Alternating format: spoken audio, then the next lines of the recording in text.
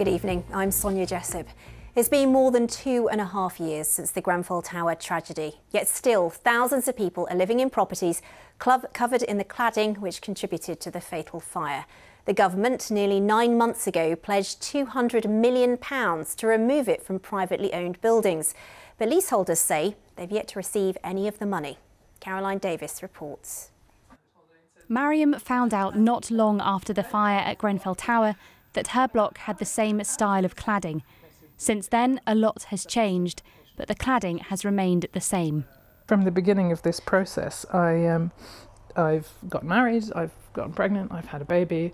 You know, for us, a lot has happened, and yet we're still sitting here in exactly the same situation. Like, nothing has happened with the cladding, literally nothing, you know. She has no idea when the cladding will be taken off, and now has a 2-week-old baby that she worries for too.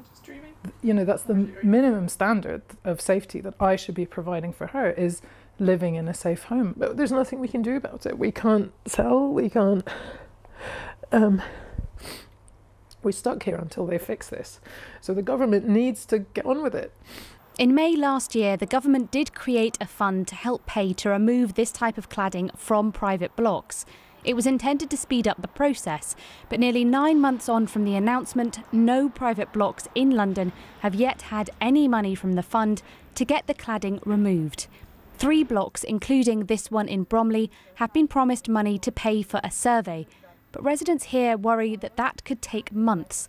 Then they'll have to apply for a government fund to take the Grenfell-style cladding, also known as ACM, off, and they have no idea how long that process will take or how much money they might be given. Instead of burying us in mounds of paperwork, they could be saying, yes, you have ACM, this is how much it is going to cost.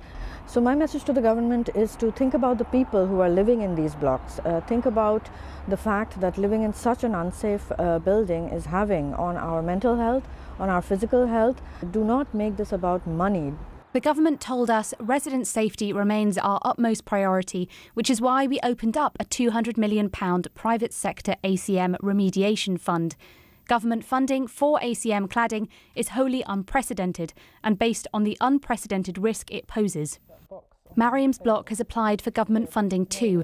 Along with other Londoners, her and her family are still waiting to hear if and when they will receive any money. Caroline Davis, BBC London.